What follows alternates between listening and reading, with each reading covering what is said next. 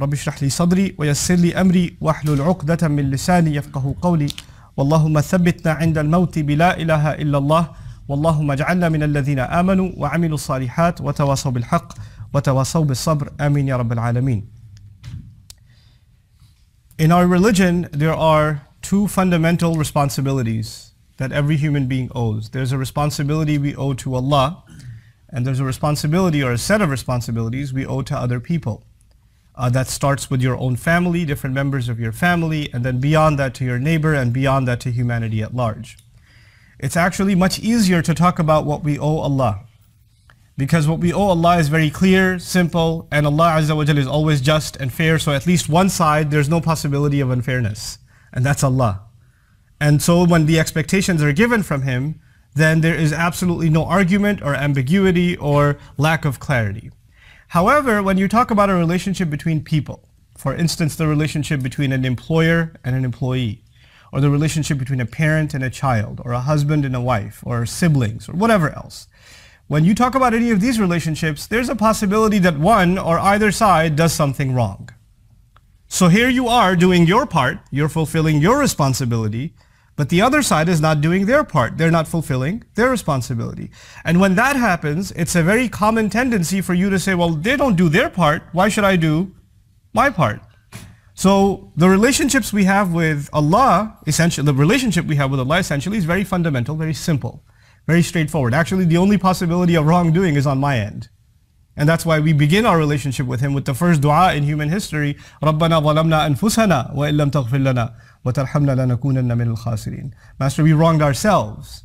If you don't forgive us and if you don't show us mercy, we're of the lost. There's no possibility that Allah will do wrong. وَمَا ظَلَمُونَا وَلَكِنْ كَانُوا أَنفُسَهُمْ يَظْلِمُونَ. They didn't wrong us, they were only wronging themselves. And Allah Azza wa Jal never, He doesn't do dhulm to people. وَمَا أَنَا بِظَلَّامٍ لِلْعَبِيدِ.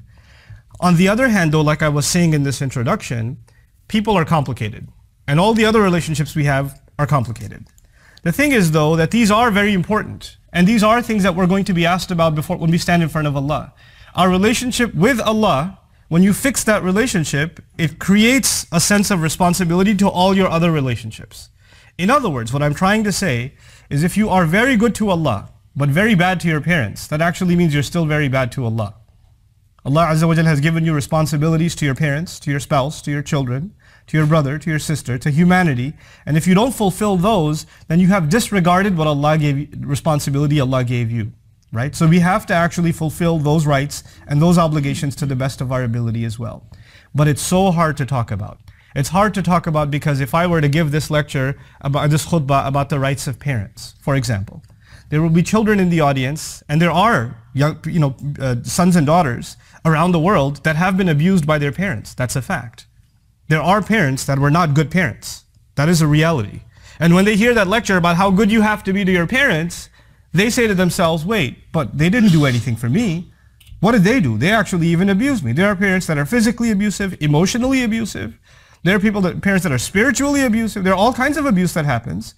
And why did they get a blank check? And so when someone listens to one side, then they get upset, how come you didn't present the other side? Similarly, if I was to give the lecture today, the khutbah today about the rights of the husband, then a lot of wives would be upset. What about our side? Why should I give him all these rights? What has he done? And if I were to do this for the men and say, well, these are the responsibilities that we have towards the women, then the men will be upset. Well, yeah, okay, fine, I have all these responsibilities, but she messes up all the time and you don't say anything about that. What are we supposed to do? So you know what happens in discussing any of these rights and responsibilities, there's always a chip on our shoulder. There's always this defense mechanism. Wait, are you going to balance this equation or what? So the first thing I wanted to address is that elephant in the room. Today's khutbah is actually about the responsibilities of men. And that will, in fact, make some men very upset. Because they're going to say, you didn't say anything about women. Inshallah, my next khutbah here will be about women. So I'll make them upset as much, I promise. But the thing is, though, that there's a very natural, and I would even say a tendency inspired by Iblis himself, is that he makes us forget our responsibilities, and he makes us think all the time about our rights. So when you are being reminded of your responsibilities, you say to yourself, well, I don't get my rights. Why should I think about my responsibilities? You're always concerned about your rights, and as a result, you are less concerned about your responsibilities. These two things are independent of each other. I know that's hard.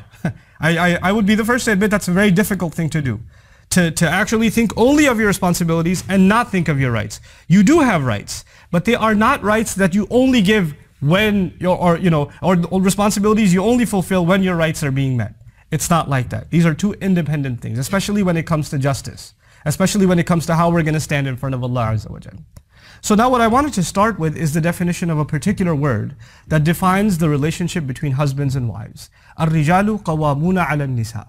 The phrase Allah used in Surah An-Nisa is that men are qawwam over women. Men are qawwam over women. It's a very unusual word, the word qawwam. And that seems to be the foundation of how this unit is supposed to operate. And what men owe women and how women are to react to men is captured in this one phrase. Everything else, it's a long ayah, everything else that follows in this ayah is actually in the shade of this one statement. So if this khutbah is dedicated to that one statement really, الرِّجَالُ قَوَّامُونَ عَلَى النِّسَاءِ. And that fundamental word, qawwam, and what does that mean for you and me? The word qawwam comes from the Arabic word qiyam, to stand. And it has several implications. It's one of the very fluid words of the Arabic language. It's a very powerful choice of Allah for this word to be used. There are many other words you can use, but this word in particular, one of the things that makes it unique is that it shares its origin with one of the names of Allah too. Allah's name in Ayat al-Kursi, Allahu la ilaha illa huwa al-hayyul qayyum. The word al-qayyum is actually from the same origin as the word qawwam. Now I highlight that for a reason. I highlight that because when Allah's name is being used, qayyum, then we have to understand that name fully in all of its meanings to appreciate the beauty of that name. And also that word itself becomes now sacred. And to take some of its meanings away or to add meanings in that are not there is rather blasphemous. Because it's sacred. It's from one of the names of Allah Himself. Derived from it is one of the names used for what we are supposed to emulate. Now, the first of them, naqidul julus. Qiyam means standing, like not sitting, but from it is implied activity, like someone who's constantly engaged in something. Someone who's never passive. Someone who, you know how there's autopilot, or there's cruise control in your car, right? Or there's a machine that can, once you turn it on, it just runs on its own. It doesn't need to be constantly operated. That's not what we're talking about. We're talking about the exact opposite. Something that doesn't function until you actively involve yourself. You cannot just press the on button and let it go. And this is actually it's kind of funny, but the way they explain this in etymology is by means of an ancient poem. There's a slave, it used to have slavery back in the day, so the slave is about to be sold, and as he's about to be sold, he says, please don't buy me. And he says this statement, فَإِذَا جِعْتُ أَبْغَضْتُ قَوْمًا وَإِذَا شَبِعْتُ, then he says, أَحْبَبْتُ نَوْمًا. He says, don't buy me, because if I'm hungry, I get really annoyed, I'm not active at all. I don't feel like doing anything, so you're not going to get any work out of me. Especially when I'm what? Hungry. And if I've eaten well, I just love sleeping.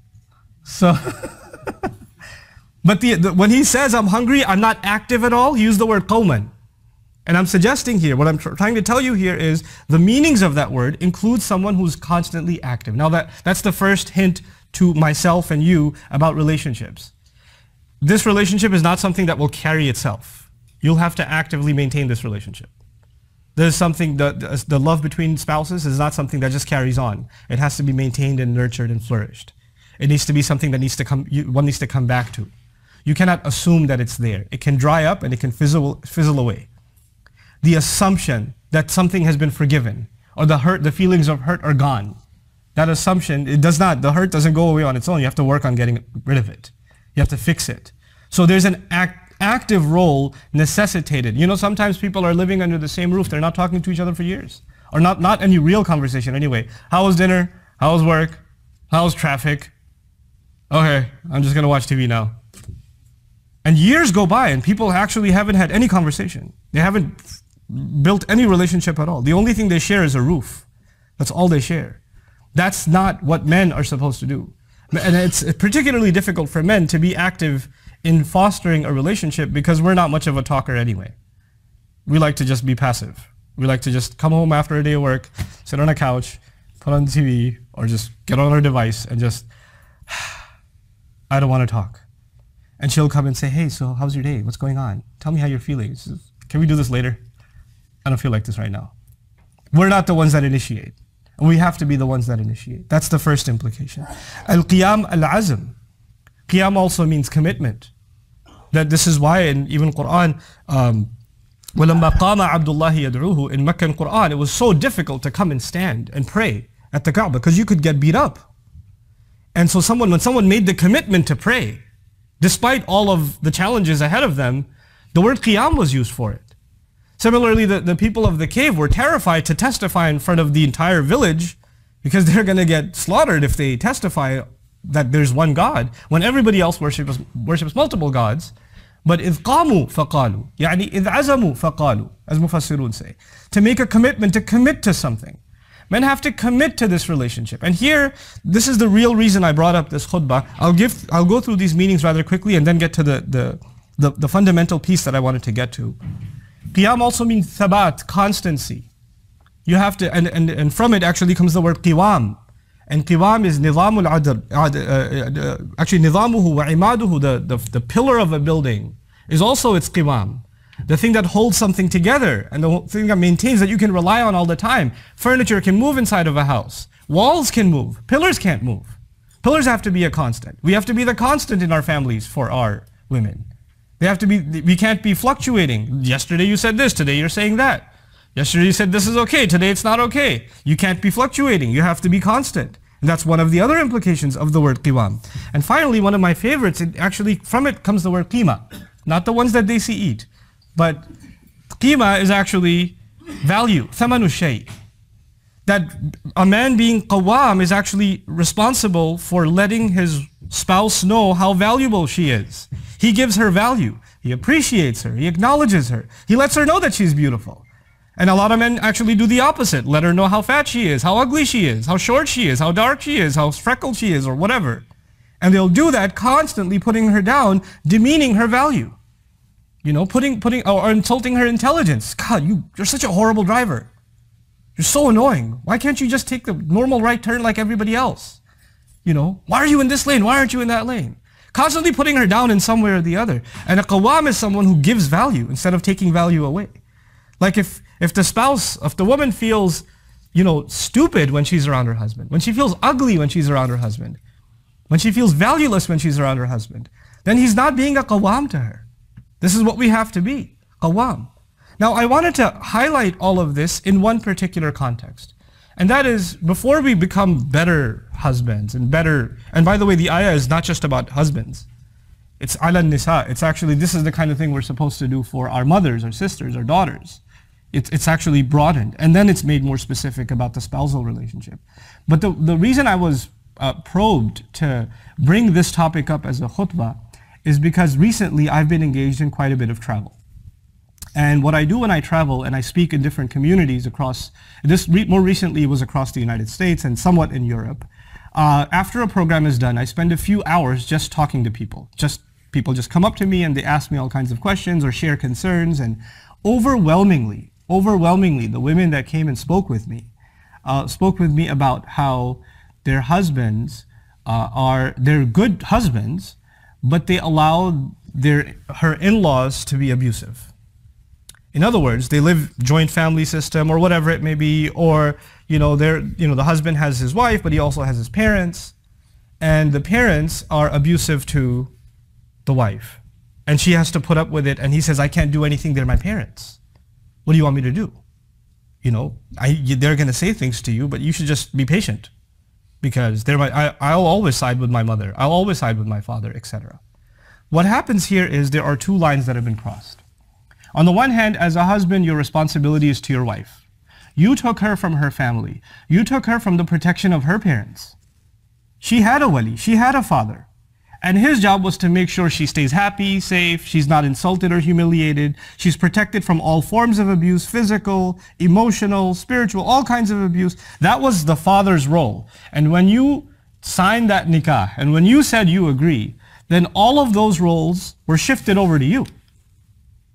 You're supposed to be as protective of her, even more so, actually, than her father was. Because your relationship with her actually even goes further. She's even the mother of your children. There's more here. And so you were supposed to be a shield around her. At the same time, you are also a son to your mother, a son to your father. And this religion teaches us that we cannot even say oof to our parents. You can't raise your voice to your parents at all. Now you are being pulled in two different directions. You have these enormous obligations to your spouse. Mithaqan ghalidha, the Quran calls it. A heavy contract, a heavy agreement. It's not a light thing, marriage. And on the other hand, you have this enormous responsibility to your parents. And sometimes they make you pick which one you're going to be good to. And your job is actually to draw a line and say, this is what I will do for my wife. This is how I will take care of her. And this is how I will protect her. And to let your parents know, you can say whatever you want to me. You beat me up, you curse me out, I'm your kid. You do whatever you want. It's fine. I'll take it. But you can't touch her. You can't say a word to her. She's not yours. She's not your responsibility, and she's not your child. Especially the culture I come from, you know what they say when the girl's getting married? They say, oh, she's like our daughter. Oh, it's like we have a new daughter in the family. Beware when you hear those words. Girls, be thoroughly warned. Because when she's like our daughter, trouble is looming. Just a couple of weeks later, there's going to be commentary about how you didn't cook, or you cooked, with too much salt, or, you're lazy, or you didn't clean, or some stuff is going to begin. No. The relationship between this woman and her husband's family, first and foremost, is a relationship of mutual respect. She has to be treated with respect, and she has to treat with respect. When it comes to rights and obligations, she is under no obligation to obey your parents. I'm sorry. I'm sorry in that I feel sorry for you that you believed that for so long. But your wife has no obligation to obey your parents. And if you are forcing her to obey your parents and serve your parents, you are engaged in an act of injustice. You're being abusive. You're not a qawwam. You're not the qawwam Allah made you. You were supposed to be taking care of her. You didn't bring a servant into the family. And you're not supposed to be giving her lectures about you have to be patient, they're elder, they can say whatever they want. No. When even our family does something wrong, Allah commands us to stand up for justice. Even if it's وَلَوْ عَلَىٰ أَنفُسِكُمْ أَوِ الْوَالِدَيْنِ وَالْأَقْرَبِينَ. You have to stand up for justice, even if it means you have to stand up against yourself. Meaning if you've done something wrong, you have to own up to it. And if your parents have done something wrong, you actually lovingly, respectfully, head down, humble voice, you still have to let them know, you can't do that, Mom. I'm sorry, you can't do that. Dad, that's not right. I'm not going to allow it. You're my dad, but those rights I will not allow you to trample. Because Allah will not be asking you, Allah will be asking me whether I was qawwam over my wife or not. If you cannot be that shield, then you are in violation of what Allah expects from you as a husband. That's very important to understand. We have situations in which, by the way, as people are listening to this, like I said in the beginning, I gave that disclaimer, there are going to be in-laws that are like, but there are wives that are abusive to the in-laws. You didn't give a khutbah about them. You just give a khutbah about how messed up we are, but what about them? They also throw shoes and do crazy things. Call them. I will, but I can only do one thing at a time in a khutbah. One at a time. It's coming. But right now we have to deal with one problem. And by the way, one evil doesn't justify the other evil. And one evil, well, they do it too, is not a deflection or not a justification that you get away with the other wrong that's happening. And you and I have to take stock in your own families. What's happening? Is this kind of wrong happening? Because if it is, then Allah will ask. The Rasul ﷺ says, خَيْرُكُمْ خَيْرُكُمْ لِأَهْلِهِ. The best of you are the ones that are best to their families. This last bit that I wanted to share with you, please take note of it. There are three kinds of abuse that I want to highlight. Three kinds of abuse. The first of them is the worst of them, or you think it's the worst of them, is physical abuse. That is absolutely out of the question.